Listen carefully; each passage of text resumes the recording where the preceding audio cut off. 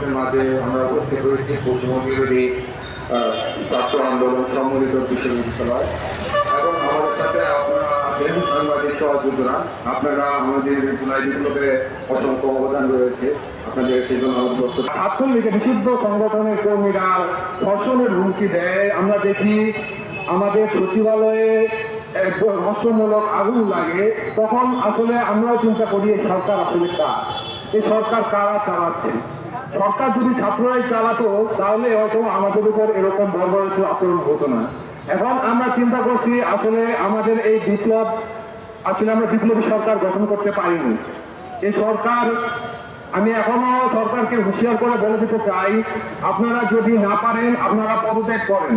বিশেষ করে আমি স্বরাষ্ট্র মন্ত্রণালয়ের মন্ত্রী এবং প্রশাসনকে বলতে চাই, আপনারা এখানে আছেন জনগণের সেবক, কিন্তু আপনারা যদি দালালি করেন, আপনারা যদি দুর্নীতি করেন, এখনো সময় আছে।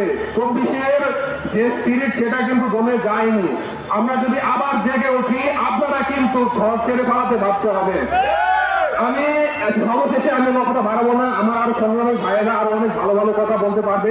তো আমি এভাবে বলে যাই, আমি এই মুহূর্তে আমাদের জাতীয় বিশ্ববিদ্যালয় এবং অন্যান্য বিশ্ববিদ্যালয়ের সকল ছাত্র এবং জনতার কাছে আহ্বান জানাচ্ছি, আপনারা দ্বিতীয় বিপ্লবের জন্য প্রস্তুত থাকুন।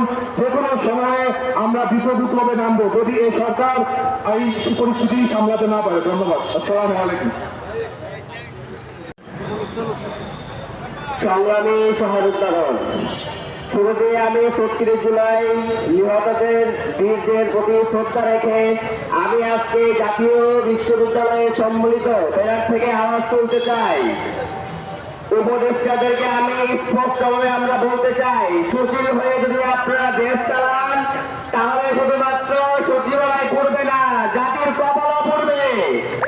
এই ছাত্ররা এই 36 জুলাই গণঅভ্যুত্থানে যে সকল শহীদ হয়েছে 2000 এবং আহত এখনো যে 30,000 অধিক, এবং আমরা যে এখনো ছাত্র জনতা বীররা এখনো জেগে আছি, আমরা স্পষ্ট করে বলতে চাই, আপনারা যদি উপদেষ্টা মন্ত্রী হয়ে এখনো যদি আপনারা এই শৈলজাদের বিচারের আওতায় আনতে না পারেন, আপনাদের যদি এখনো ব্যর্থতা থাকে, আপনাদের উপর যদি জনগণ আস্থা রাখতে না পারে, তাহলে আমাদের এই 36 জুলাই গণঅভ্যুত্থান আমাদের জুলাই চলবে।